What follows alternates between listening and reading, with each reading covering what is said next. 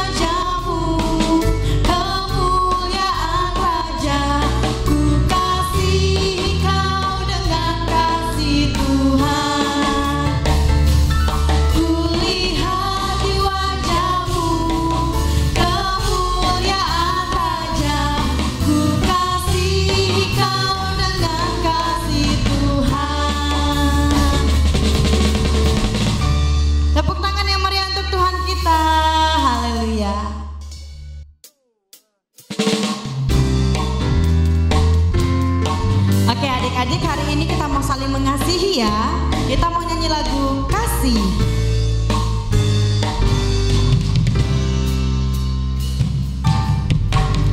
K-A-S-I-H, K-A-S-I-H, kasih, kasih, kasih, kasih, kasih, kasih, kasih. Sekali lagi katakan K-A-S-I-H.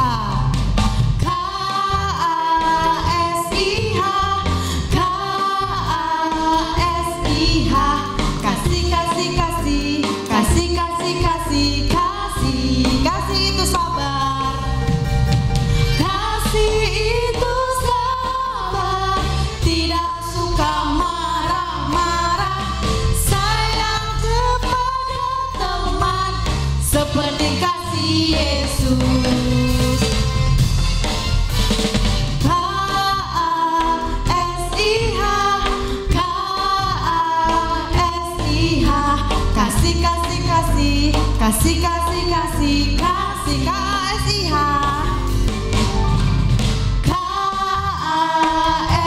K-A-S-I-H, K-A-S-I-H, kasih, kasih, kasih, kasih, kasih, kasih, kasih.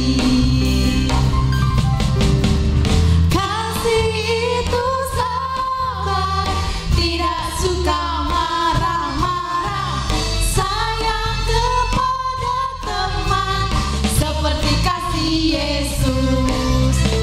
Kasih itu sabar, tidak suka marah-marah, sayang kepada teman seperti kasih Yesus. Seperti kasih Yesus. Seperti kasih Yesus. Tepuk tangan semuanya. Adik-adik yang di rumah silakan duduk kembali.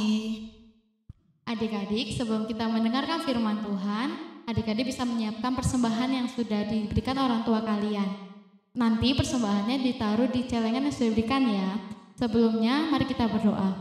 Tuhan Yesus, terima kasih Bapa, kami bersyukur atas setiap penyertaan-Mu ya Bapa. Sebentar kami akan memberi persembahan, biarlah persembahan ini bisa menjadi berkat bagi sekitar kami ya Bapa. Terima kasih dalam nama Tuhan Yesus kami berdoa, ya amin.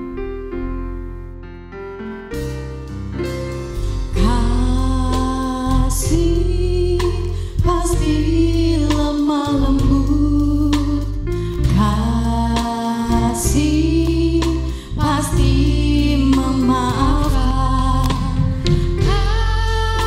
kasih pasti murah hati, kasih-Mu Tuhan. Ajarilah kami ini saling mengasihi, ajarilah kami ini saling mengampuni, ajarilah kami ini kasih-Mu ya Tuhan, kasih-Mu tulus tiada batasnya. Kasih pasti lemah lembut, kasih pasti memaafkan, kasih pasti murah hati, kasih-Mu Tuhan.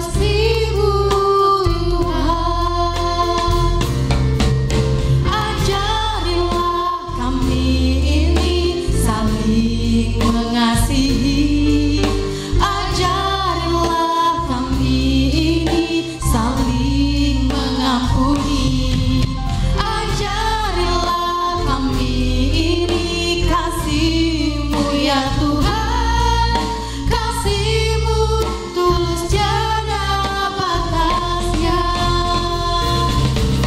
Ajarilah kami ini kasih-Mu ya Tuhan, ajarilah kami ini saling mengampuni, ajarilah kami ini kasih-Mu ya Tuhan, kasih-Mu tulus tiada batasnya, kasih-Mu tulus tiada batasnya, kasih-Mu tulus tiada batasnya. Terima kasih Tuhan, ajari kami untuk saling mengasihi Tuhan, dan biarlah pada hari ini kami mau mendengarkan firman Tuhan. Tuhan yang memberkati setiap kami yang mendengarkan firman Tuhan pada pagi hari ini, supaya mengurapi kami untuk kami boleh mengerti setiap firman Tuhan, setiap cerita sekolah minggu yang disampaikan oleh guru sekolah minggu kami. Kami siap mendengarkan firman-Mu hanya di dalam nama Tuhan Yesus Kristus. Haleluya. Amin. Adik-adik, minggu ini Kak Tuti mau menceritakan kisah Yusuf yang mengampuni saudara-saudaranya. Yusuf adalah anak dari Bapak Yakub dan Ibu Rahel. Di Kanaan, Bapak Yakub mempunyai 12 orang anak laki-laki. Anaknya yang ke-11 bernama Yusuf.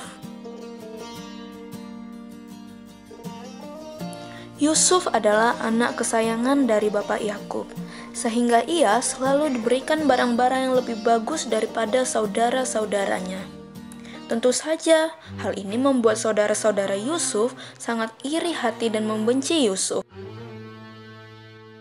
Suatu ketika, bermimpilah Yusuf mengenai berkas-berkas gandum yang sujud menyembah kepada berkas-berkas gandum milik Yusuf.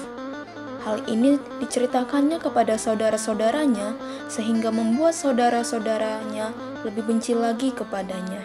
Sehingga saudara-saudaranya hendak menyusun rencana untuk melenyapkan Yusuf selama-lamanya. Suatu ketika, Bapak Yakub menyuruh Yusuf untuk pergi ke ladang melihat keadaan saudara-saudaranya dan kambing dombanya di Syekhem. Katanya kepada Yusuf, "Pergilah engkau melihat apakah baik keadaan saudara-saudaramu dan keadaan kambing domba, dan bawalah kabar tentang itu kepadaku." Kemudian dari kejauhan, saudara-saudara Yusuf telah melihatnya, dan mereka merencanakan sesuatu yang jahat kepada Yusuf. "Marilah kita bunuh saja Yusuf si tukang mimpi itu, dan kita lemparkan ke dalam salah satu sumur ini." Namun, ketika Ruben mendengar hal itu, ia ingin melepaskan Yusuf dari tangan mereka. Sebab itu katanya, "Janganlah kita bunuh dia, lemparkanlah dia ke dalam sumur ini." Lalu pada akhirnya mereka melemparkan Yusuf ke dalam sumur itu.